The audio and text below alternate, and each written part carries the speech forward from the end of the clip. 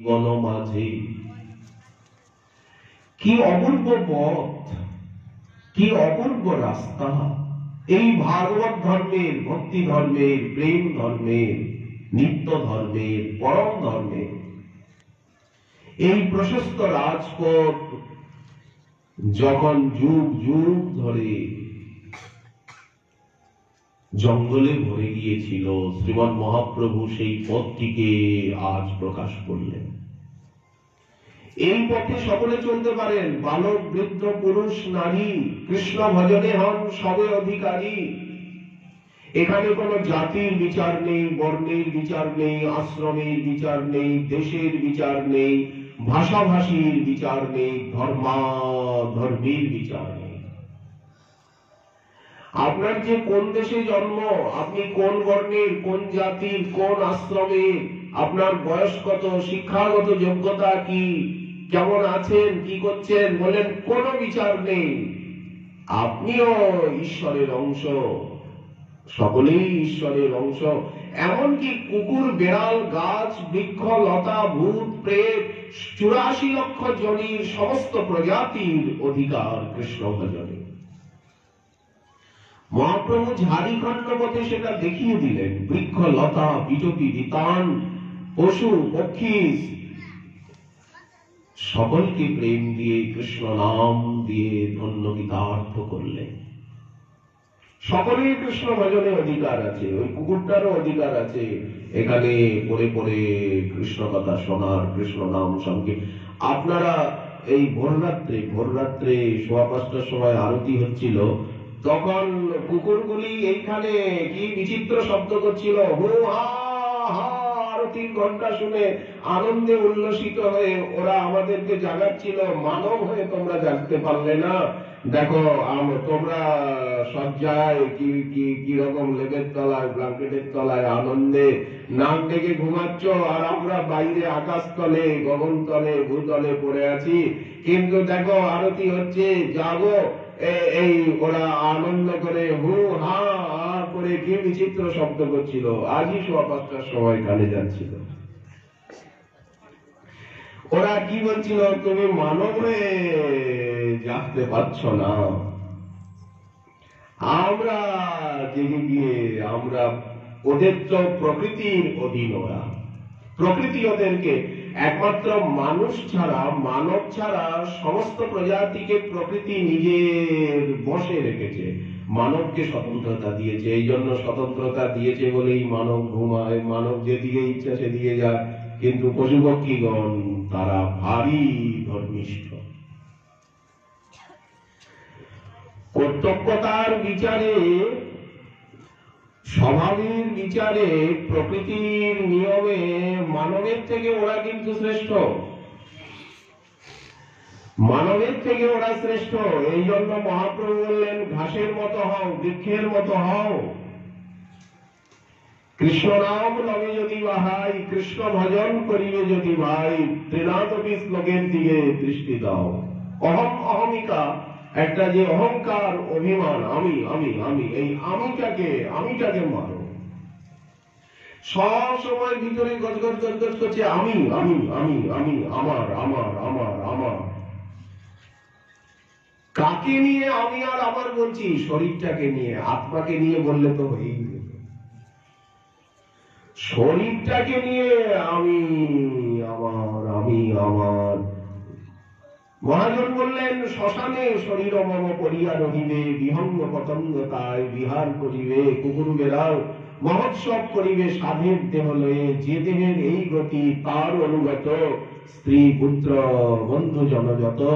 অতএব মায়ামোহ ছাড়ি বুদ্ধিমান, নিত্য তত্ত্ব কৃষ্ণ ভক্তি করুণ সন্ধান।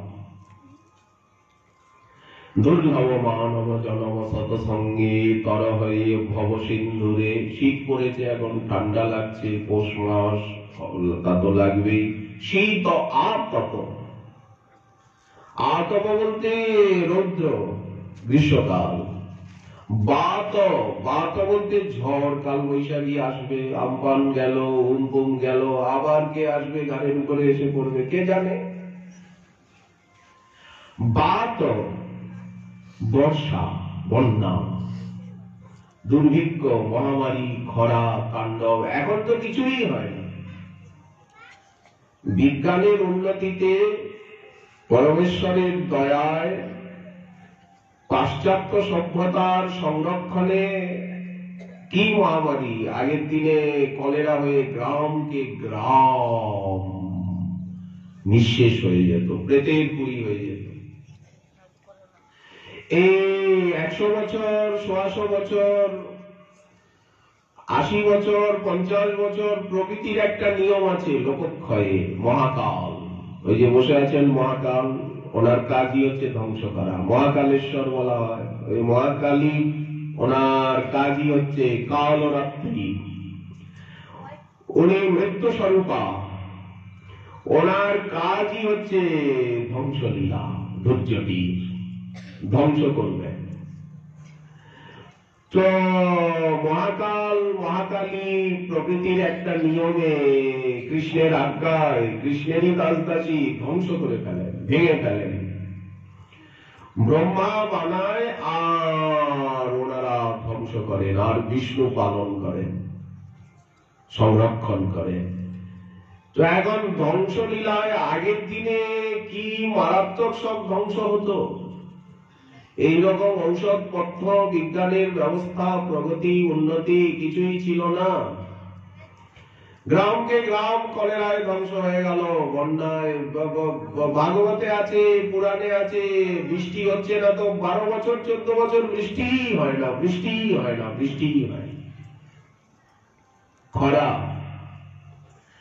আজ তো নানা প্রকার সেচ প্রকল্প, বোরিং, সাবমার্সিবল, কত কিছু ব্যবস্থা, সেকালে এগুলি ছিল না।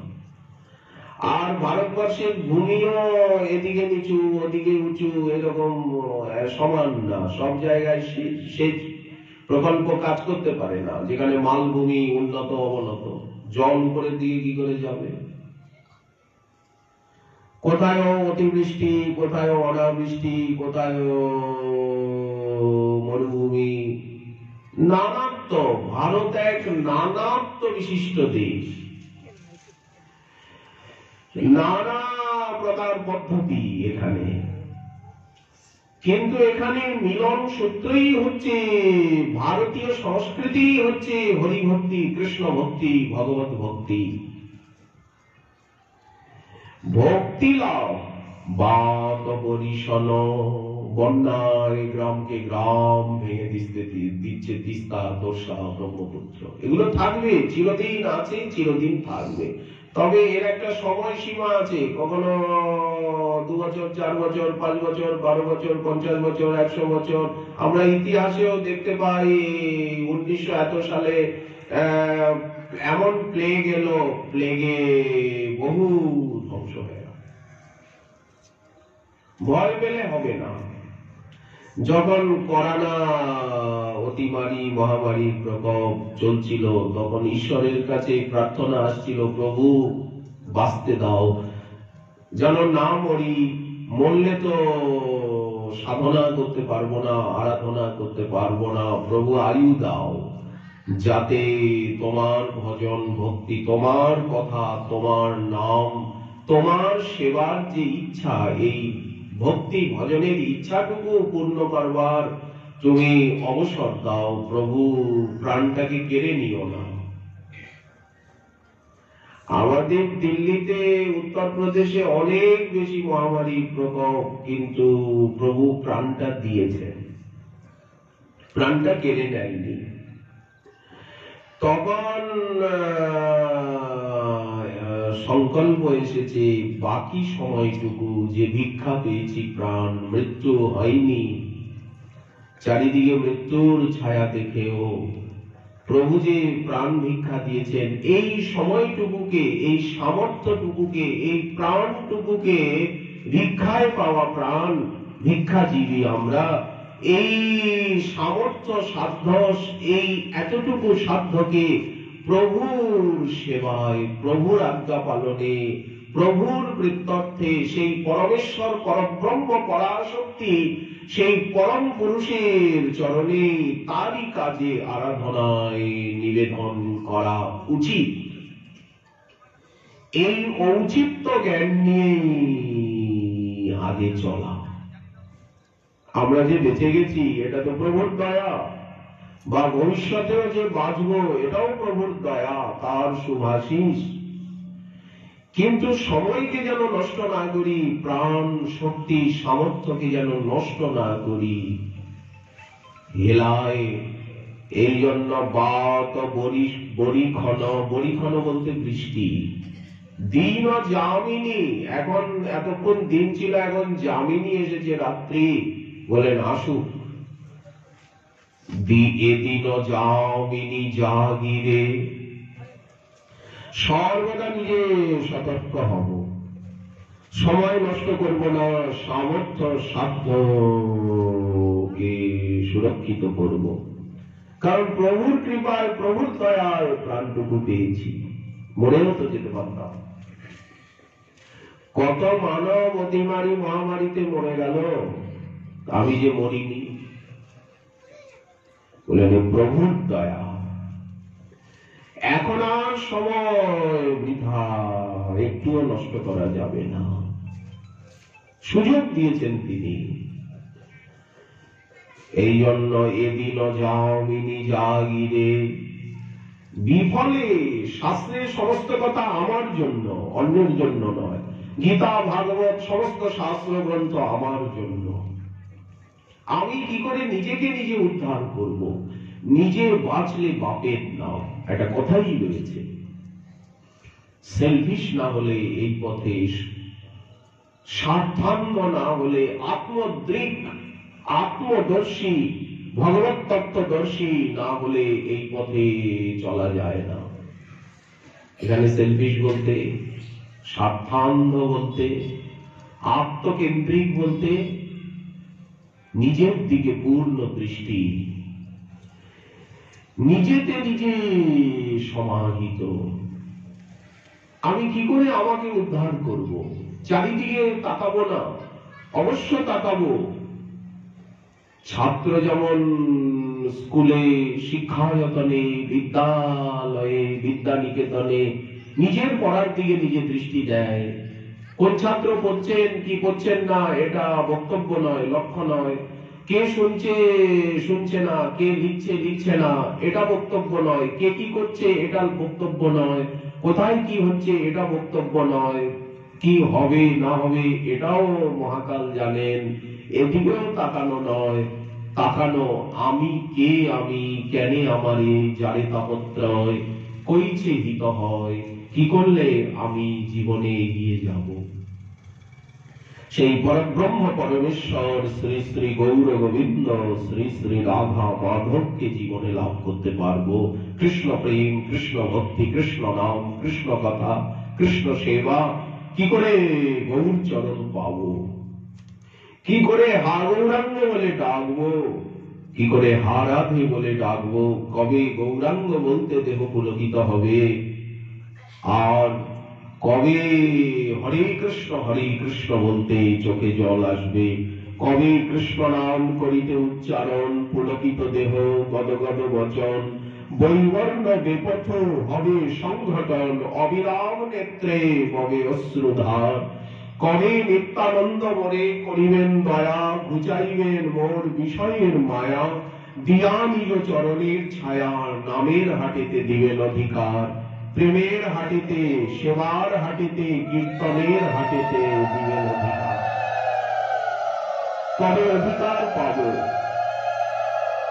ভক্তের দাসানুদাস হব, বৈষ্ণবের দাসানুদাস হব, শ্রীকৃষ্ণের দাসানুদাসের দাসের দাসের দাস হব, শ্রীকৃষ্ণ চৈতন্য প্রভুর দাসের অনুদাস হব।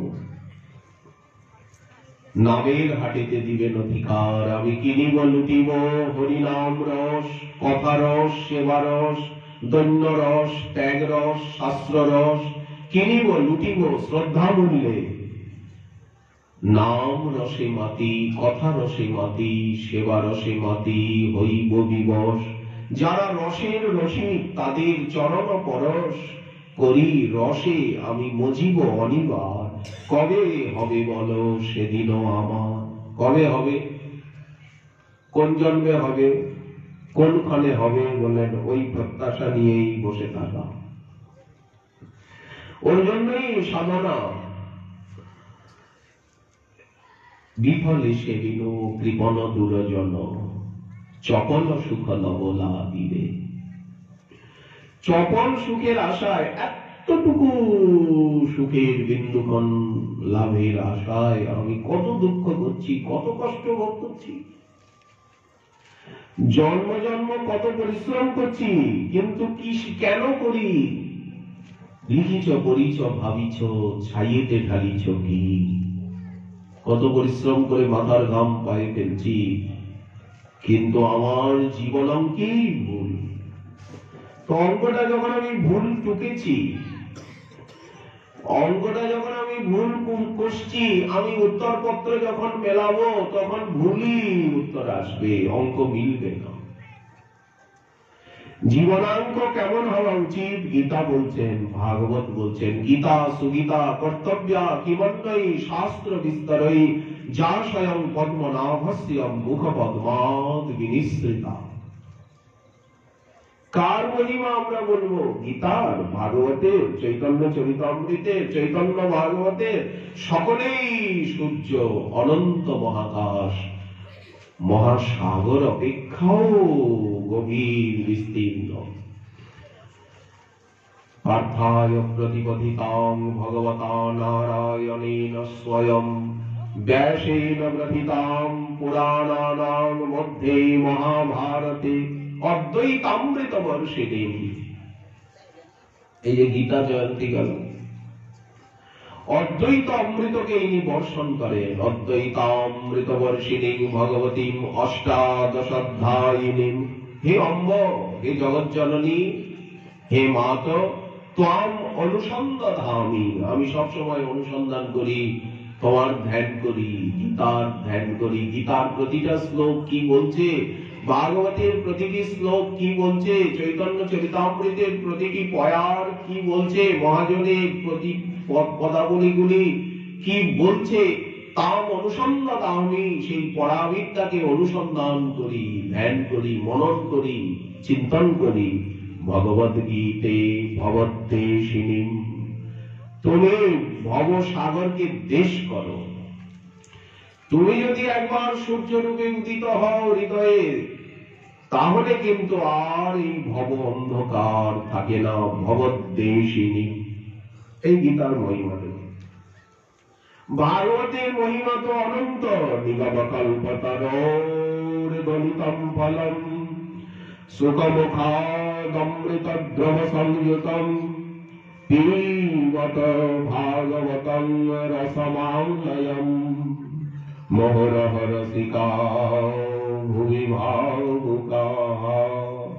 সমস্ত রসিক এবং ভাবুকগণের আস্বাদ্য শ্রীমদ্ ভাগবত তদেব রম্যং রুচিরং নবং নবম তদেব সস্বন মন মনসো মহোৎসবম শোকার নবশোষণং নৃণাং যদুত্তম শ্লোক যশোনুগীয়তে। তার থেকে ভাগবত আরো সুন্দর, আরো বৈদুষ্য, আরো পাণ্ডিত্য, আরো দার্শনিকতা, আরো ললিত কাব্যকলা, আরো ভক্ত চরিত্র, আরো রস বিচার, ভক্তি বিচার, তত্ত্ব বিচার। ভাগবত যেখানে চুপ করে যাচ্ছে, সেখানের থেকে আমাদের গোস্বামী গ্রন্থ প্রারম্ভ হচ্ছে। ভাগবত শেষ হয়ে গেলেন কোথায়? নাম সংকীর্তনে আর প্রণামে। শ্রীমদ্ ভগবত গীতা শেষ হয়ে যাচ্ছেন কোথায়? যত্র যোগীশ্বর কৃষ্ণ যত্র পার্থ তনুদ্ধরঃ তত্র শ্রী বিজয় ভূতি ধ্রুবানিতি পথে মম। ভাগবত আরম্ভ হচ্ছেন সেখানের থেকে, ভাগবত শেষ হয়ে যাচ্ছেন নাম সংকীর্তন। ভাগবতের শেষ সাধনা, শেষ শ্লোক, একেবারে অন্তিম শ্লোক, নাম সংকীর্তনং যস্য সর্বপাপ প্রণাশনম প্রণাম দুঃখশনম সমনং তং নমামি হরিম পরম। যার নাম সংকীর্তন সর্ব পাপকে প্রশমিত করে, ভবান্ধকার কে দূর করে অবিদ্যা তিমির তপন রূপে হৃদ গগনে বিরাজে কৃষ্ণ নাম সুধা করি অপান। नाम संकीर्तन परम विजयते श्री कृष्ण संकीर्तनम। नाम और प्रणाम श्रीमद् भगवत गीता जी बोलें जे मांग नमस्कुरु मज्जा जी मांग नमस्कुरु तदैव शरणं गच्छ सर्वभावेन भारत सर्वधर्मान परित्यज्य माम एकम शरणं व्रज। भागवत तार गीतारी विस्तृत व्याख्या भागवत, उपनिषदेरी विस्तृत व्याख्या भागवत, ब्रह्म गायत्रीरी विस्तृत व्याख्या भागवत, प्रणवेरी विस्तृत व्याख्या भागवत। तो भागवत हरिनाम संकीर्तने एवं प्रणामे गিয়ে শেষ হচ্ছে। पुरुष सूक्त हरिनाम संकीर्तन प्रणाम एवं चिंतने শেষ হচ্ছে। नामानि कृत्या तदभिवदनयन् आस्ते এই পুরুষ সূক্তে এসেছে। বেদ মন্ত্রেও তাই আসছে। শরণাগতি ব্রহ্ম গায়ত্রীতেও শেষে গিয়ে তাই কথা বলা হচ্ছে। ব্রাহ্মণগণ যে ব্রহ্ম গায়ত্রী প্রাপ্ত হন জপ করেন সেই ব্রহ্ম গায়ত্রীর তাৎপর্য পরাভক্তি, ব্রহ্ম গায়ত্রীর ব্যাখ্যাই শ্রীমদ্ ভাগবত। ভাগবতী ব্রহ্মবিদ্যা পরাবিদ্যা। ভাগবত নাম প্রণামে শেষ হয়ে যাচ্ছে। সেখানে থেকে আমাদের গোস্বামী গ্রন্থ শ্রী রূপ সনাতন, শ্রী রঘুনাথ, শ্রীজীব, গোপাল ভট্ট আদি গ্রন্থাবলী প্রারম্ভ হচ্ছে। ভক্তি রসামৃত সিন্ধু, হরিভক্তি বিলাস, তারপরে ভাগবত সন্দর্ভ, উজ্জ্বল নীলমণি, গোস্বামী গ্রন্থ সংস্কৃতে রচনা, দেব ভাষায়, গেরবাণ বাণীতে। যেখানে গোস্বামী গ্রন্থ শেষ হয়ে যাচ্ছে সেখান থেকে চৈতন্য ভাগবত আরম্ভ হচ্ছে। বাংলা ভাষায় চৈতন্য ভাগবত, ভাগবতেরই অনুবাদ। যেখানে চৈতন্য ভাগবত শেষ হয়ে যাচ্ছে পুণ্ডরীক বিদ্যানিধিকে জগন্নাথ বলরাম খুব গালে চড়ালেন, গাল ফুলে গেল। এখানে চৈতন্য ভাগবত শেষ হয়ে যাচ্ছে। সেখানে থেকে আরম্ভ হচ্ছে চৈতন্য চরিতামৃত। বন্দে গুরুন ঈশ ভক্তান, গুরু বন্দনা দিয়ে আরম্ভ করছেন।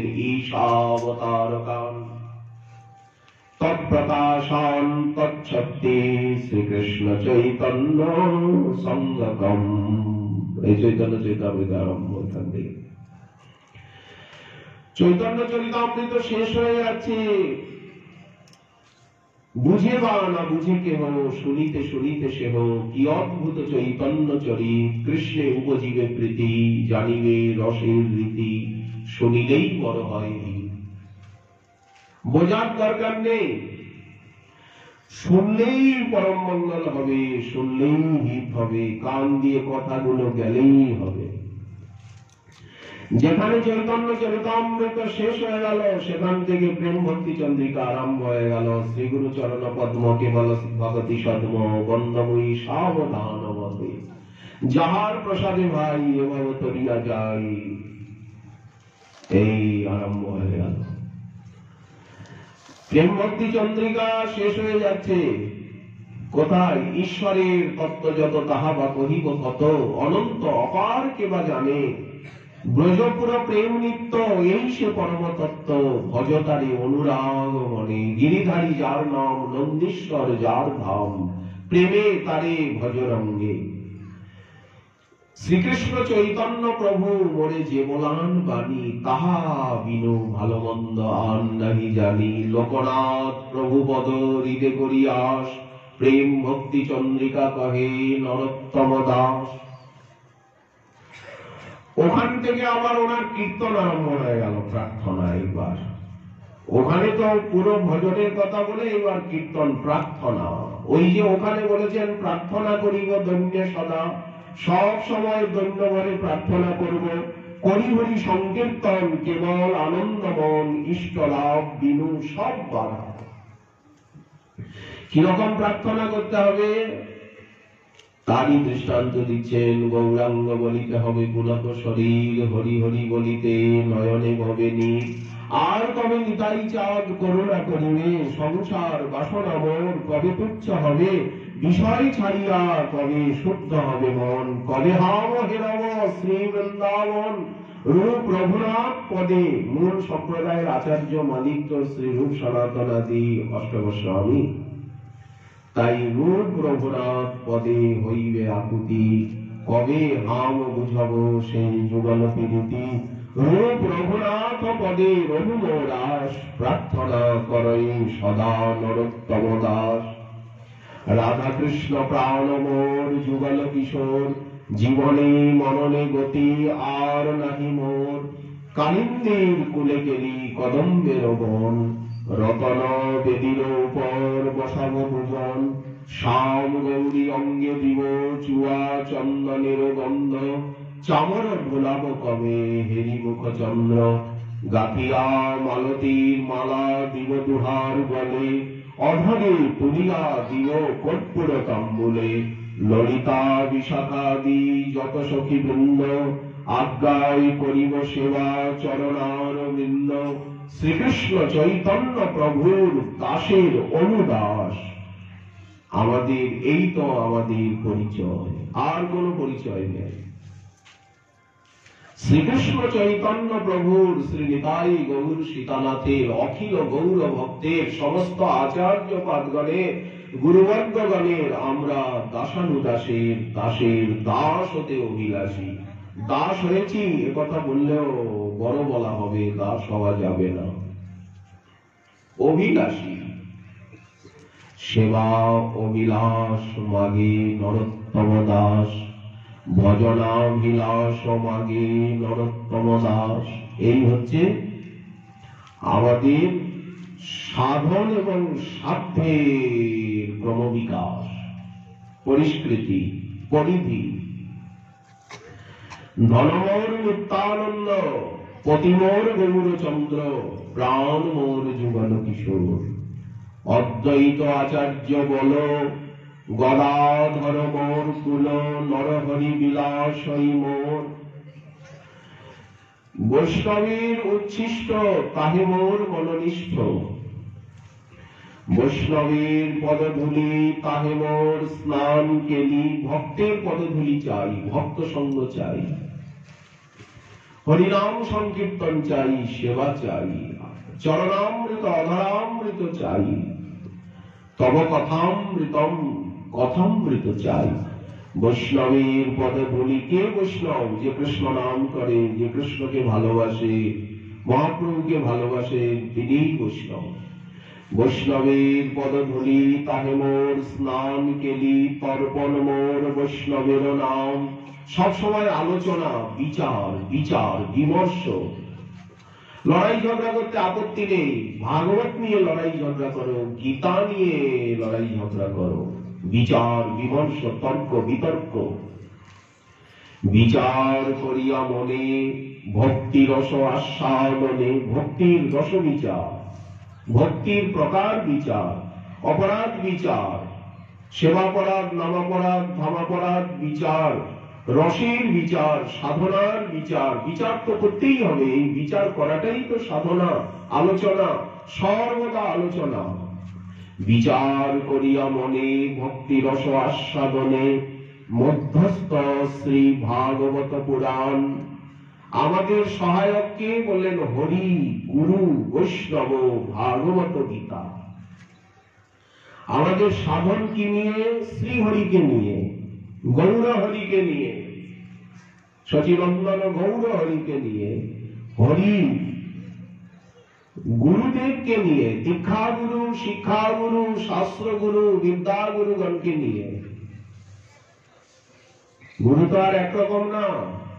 দীক্ষাগুরু, শিক্ষাগুরু, বিদ্যাগুরু, যিনি শাস্ত্র শেখাচ্ছেন, ভজন শেখাচ্ছেন, যিনি মন্ত্র দিচ্ছেন তিনি দীক্ষাগুরু, যিনি শাস্ত্র শেখাচ্ছেন, সদাচার শেখাচ্ছেন, সিদ্ধান্ত শেখাচ্ছেন, ভজন শেখাচ্ছেন, ভজনের প্রবৃত্তি পর্যাপ্তি যার কৃপায় তিনি শিক্ষাগুরু। শাস্ত্র গুরু, যিনি ধরে ধরে শাস্ত্র পড়াচ্ছেন, গীতা ভাগবত। দীক্ষা গুরু আর যত শিক্ষা গুরুগণ, ভাগবতে 24 গুরুর কথা এসেছে। মহাপ্রভু আরো 2 গুরুর কথা জুড়ে দিয়েছেন, এক তৃণগুরু আর এক বৃক্ষ গুরু, ত্রিনাদপি শ্লোকে। তাহলে ভাগবতে আছে 24 গুরু অবধূত সংবাদে, আর ভগবত উত্তর সংবাদে 11 স্কন্ধে, আর মহাপ্রভু 2 গুরু বললেন, তৃণ আর বৃক্ষ। বৃক্ষ যেন কাটিলেও কিছু নাম নয়, শুকাইয়া মইলে কারি পানি নামা নয়, যেই যে মাগয় তারে দেন আপন ধন, ধর্ম দৃষ্টি সহে করে আনেন পোষণ, এই মতো বৈষ্ণব হবে নিরভিমান। এই তো শিক্ষাস্ত্রকে বলা হলো, এই মতো হইয়া যে কৃষ্ণ নাম লয়, কৃষ্ণের চরণে তার প্রেম উপচয়। সেবাপরাধ, নবপরাধ, ধর্মপরাধ বিচার পূর্বক, সদাচার সিদ্ধান্ত বিচার পূর্বক, তবে তো নামাশ্রয় হচ্ছে সংকীর্তনাশ্রয়, সদাচার আশ্রয়, ত্যাগাশ্রয়, দৈন্যাশ্রয়, সেবাশ্রয়। আশ্রয়ের তো অভাব নাই, গুরুচরণ আশ্রয়, ভক্তের আশ্রয়, বৈষ্ণবের আশ্রয়। আশ্রয় লইয়া ভজে তারি কৃষ্ণ নাই কাজে, আর সব মনে অকারণ। অতএব বিচার করিয়া মনে ভক্তি রস আস্বাদনে, মধ্যস্থ শ্রী ভাগবত পুরাণ বৈষ্ণবের উচ্ছিষ্ট, তাহে মোর মনোনিষ্ঠ।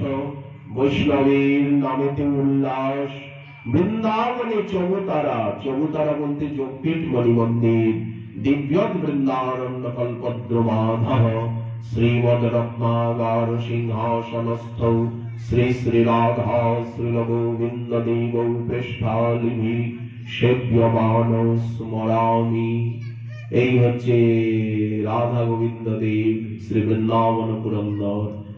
ওনার চরণেই মহাপ্রভু আমাদিগকে হাতে ধরে নিয়ে যাবেন। কি করে নিয়ে যাবেন? হরিনাম সংকীর্তনের দ্বারা, শ্রী ভাগবতী কথার দ্বারা, হরিগুরু বৈষ্ণবের সেবার দ্বারাই, সমাশ্রয়ের দ্বারাই আমরা প্রকৃত তত্ত্বকে জেনে আমাদের জীবন জন্মকে ধন্য বা কৃতার্থ করতে পারব।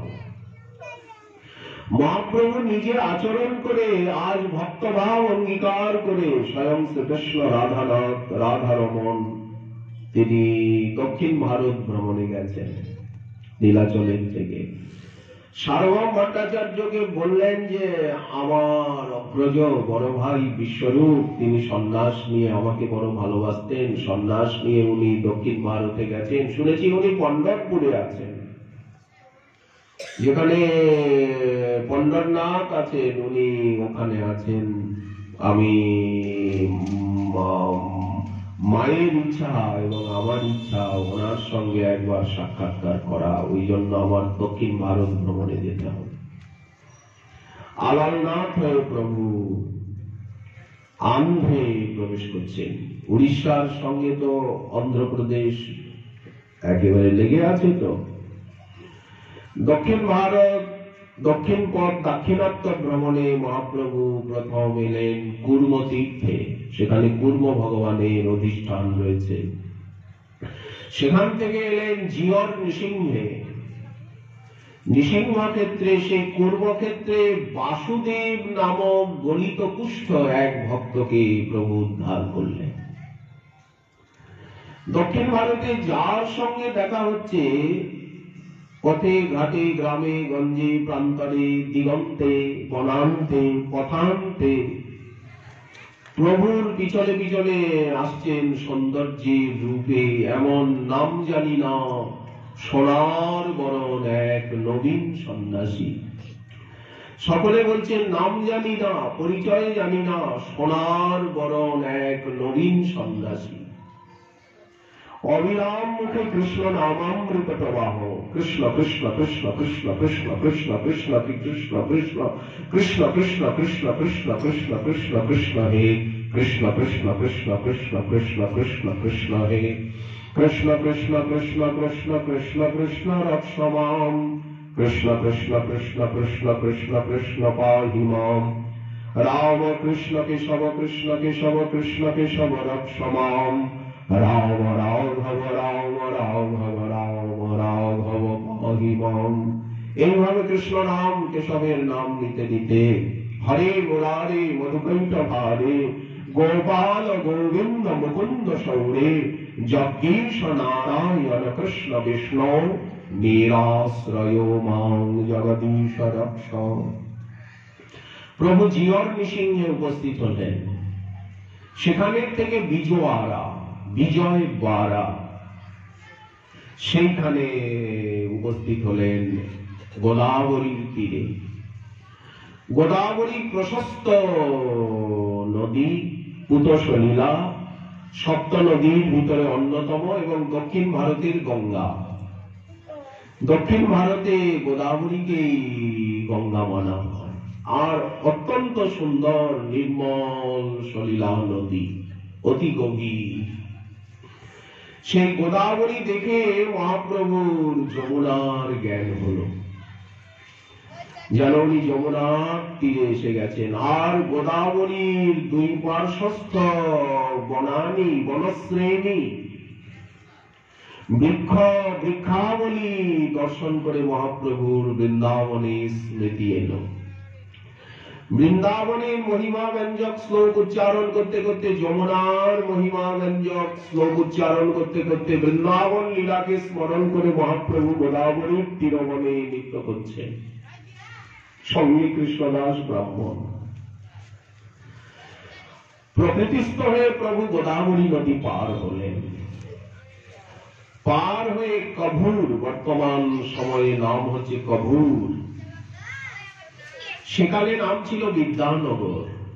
সময়ে সময়ে নামগুলো পরিবর্তন হয়েছে। সেই বিদ্যানগরের প্রান্তে গোদাবরীর ঘাটে ওপারে, সেই ঘাটে প্রাচীন শিব মন্দির রয়েছে, শিবলিঙ্গ, প্রশস্ত ঘাট, সেটি তীর্থ।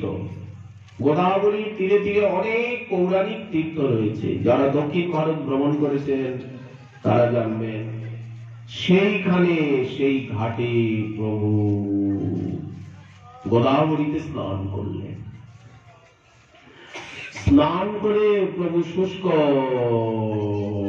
গৈরিক বসন পরিধান করে ধৃতকটি জোড় কমণ্ডলু দণ্ডম দিব্য কলেবর মণ্ডিত মণ্ডম।